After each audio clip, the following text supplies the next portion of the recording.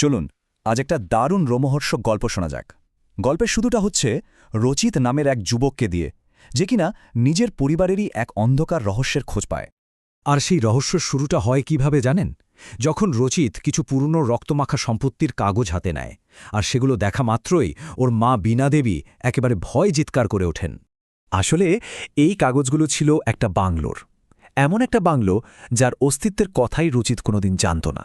আর এই একটা আবিষ্কারই যেন পুরো পরিবারের এক ভয়ঙ্কর অতীতকে আবার জীবন্ত করে তোলে। ছেলের জেরার মুখে রচিতের মা আর নিজেকে সামলাতে পারেন না। আবেগে ভেঙে পড়ে তিনি বাধ্য হন সেই বাংলোর সঙ্গে জড়িয়ে থাকা এক ভয়ঙ্কর ইতিহাস খুলে বলতে। তো ঠিক কি ঘটেছিল? দেখুন, নবদম্পতি হিসাবে তারা ওই সুন্দর বাংলোটা কিনেছিলেন, কিন্তু সমস্যাটা শুরু হয় যখন রুচিতের মা বাড়ির সঙ্গে পাওয়া একটা অদ্ভুত ভয়ঙ্কর পেন্টিং ফেলে দেন। আর তারপরেই যেন নরক নেমে আসে। দেওয়াল ফেটে রক্ত বেরোতে থাকে, একটা অশরীরী কণ্ঠ তাদের পালিয়ে যেতে বলে। তারা কোনোমতে পালিয়ে তো বাঁচেন, কিন্তু এই ঘটনায় রচিতের বাবা এতটাই মানসিক আঘাত পান যে তাদের ব্যবসাপাতি সব শেষ হয়ে যায়। সব হারিয়ে পথে বসে পরিবারটা। ভাবুন, একটা ছোট্ট ভুল আর তাতেই সব শেষ। এই পুরো ঘটনাটা শুনে রচিত তো একেবারে ভেঙে পড়ে। সে তখন তার বসের কাছে, মিস্টার ধর্মতের কাছে সব কিছু খুলে বলে। আর মজার ব্যাপার হলো, এই মিস্টার ধর্মত অশুভ শক্তি বা ব্ল্যাক ম্যাজিক নিয়ে দারুণ ইন্টারেস্টেড ছিলেন। তাই সব শুনে তিনি তো সঙ্গে সঙ্গে সাহায্যের হাত বাড়িয়ে দেন। রচিত ভাবে, যাক বাবা, একজন শক্তিশালী মানুষকে পাশে পাওয়া গেল।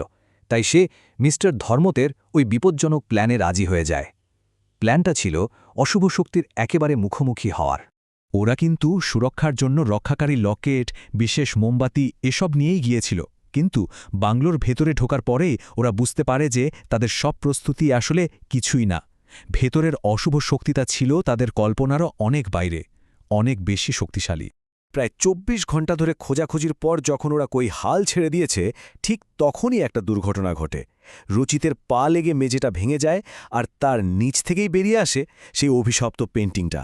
ভাবা যায়, অভিশাপের উৎসটা ছিল একেবারে তাদের পায়ের নিচেই। কিন্তু পেন্টিংটার রহস্যটা কী ছিল? মিস্টার ধর্মত ওটার উপর লেখা একটা কোট থেকে যা উদ্ধার করেন তা আরও ভয়ঙ্কর।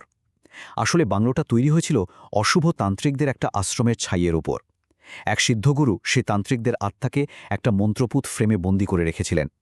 আর রচিতের মা না জেনেই সেই পেন্টিংটা ফেলে দিয়ে ফ্রেমটা ফাটিয়ে দেন, আর সঙ্গে সঙ্গে সেই অশুভ আত্মারা মুক্ত হয়ে যায়। তো এখন উপায়? মিস্টার ধর্মত বলেন যে রহস্যের সমাধান হয়ে গেছে, আত্মাদের আবার বন্দি করতে হলে ফ্রেমটা সারাতে হবে, তার জন্য একটা বিশেষ কাঠ লাগবে। এই বলে তিনি রচিতকে গভীর জঙ্গলে পাঠান সেই কাঠ খুঁজে আনতে। অনেক কষ্টে রচিত সেই কাঠ নিয়ে ফেরে। ফ্রেমটাও আবার তৈরি করা হয়, আর অশুভ আত্মাদের বন্দিও করা হয়। সব ঠিকঠাক। রচিত যেই না একটা স্বস্তির নিঃশ্বাস ফেলবে, ঠিক সেই মুহূর্তে গল্পের আসল ভিলেন তার মুখোশ খুলে ফেলে। কে ছিল সেই ভিলেন? আর কেউ নয়, স্বয়ং মিস্টার ধর্মথার। সে নিজেই ঘোষণা করে, আমিই ছিলাম এই তান্ত্রিকদের প্রধান। এবার পুরো ছবিটা পরিষ্কার হয়। ধর্মতই ছিল সেই তান্ত্রিকদের নেতা, যে বহু বছর আগে আগুন থেকে বেঁচে গিয়েছিল। এতদিন সে মানুষের রূপ ধরে লুকিয়েছিল। সেই প্ল্যান করে রচিতকে নিজের কোম্পানিতে চাকরি দেয়, আর অপেক্ষা করতে থাকে কবে রচিত ওই কাগজগুলো খুঁজে পাবে। তার একটাই উদ্দেশ্য ছিল, ওই আত্মাদের শক্তি ব্যবহার করে আর রচিতকে বলি দিয়ে সর্বশক্তিমান হয়ে ওঠা। কি সাংঘাতিক প্ল্যান!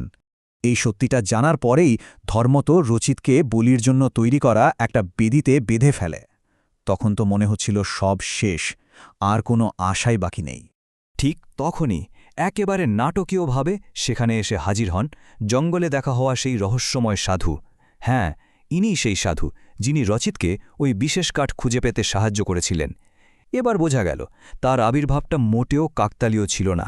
তিনি প্রথম থেকেই সবকিছুর ওপর নজর রাখছিলেন, আর ঠিক সময়ের জন্য অপেক্ষা করছিলেন। এরপর শুরু হয় ভালো আর মন্দের শেষ লড়াই। একদিকে ধর্মতের কালো শক্তি, আর অন্যদিকে সাধুর দৈব শক্তি। কিন্তু লড়াইটা বেশিক্ষণ চলে না। সাধু খুব সহজেই ধর্মতকে হারিয়ে দেন। তিনি জানান যে তিনি এর আগে ধর্মতের থেকেও অনেক বেশি শক্তিশালী এক গুরুকে পরাজিত করেছেন। এরপর সাধু তার ওই ঐশ্বরিক শক্তি দিয়ে শুধু ধর্মতকেই নয়, ওই অভিশপ্ত পেন্টিংটাকেও পুড়িয়ে ছাই করে দেন। আর এভাবেই এক মুহূর্তে তিনি বাংলোটাকে চিরদিনের জন্য অভিশাপ মুক্ত করে দেন। তো এই ভয়ঙ্কর রাতের পর কি হল সবকিছুর শেষে পরিবারটির জীবনে কি পরিবর্তন এলো? বাংলোটা আবার আলোয় ভরে ওঠে, সব অন্ধকার যেন মিলিয়ে যায়। সাধু রচিতকে বলেন যে সে এখন সম্পূর্ণ সুরক্ষিত। এরপর তিনি ধর্মতের অফিস থেকে রচিতের জড়িত থাকার সব প্রমাণ মুছে দেন, আর ধর্মতের নিখোঁজ হওয়াটাকে স্বাভাবিক দেখাতে একটা নকল সুইসাইড নোটও রেখে যান। তারপর তিনি যেমন হঠাৎ এসেছিলেন তেমনি হঠাৎ অদৃশ্য হয়ে যান। আর ওদিকে রচিত আর তার পরিবার, তারা অবশেষে সেই দীর্ঘ অভিশাপ থেকে মুক্তি পায়। তারা তাদের নিজেদের বাড়িতে ফিরে আসে নতুন করে জীবন আর নিজেদের ব্যবসা শুরু করার জন্য। কিন্তু এই পুরো গল্পটা শেষে একটা প্রশ্ন রেখে যায়, তাই না? একজন প্রতারককে অন্ধভাবে বিশ্বাস করার পরিণাম কতটা ভয়ঙ্কর হতে পারে। এই গল্পটা কিন্তু আমাদের এটাই মনে করিয়ে দেয় যে অনেক সময় সবচেয়ে বড় শয়তান কিন্তু সবচেয়ে বিশ্বাসযোগ্য বন্ধুর মুখোশ পরে আমাদের সামনে আসে, যা আমাদের বিশ্বাস আর বিশ্বাসঘাতকতার ধারণাটাকেই নাড়িয়ে দেয়।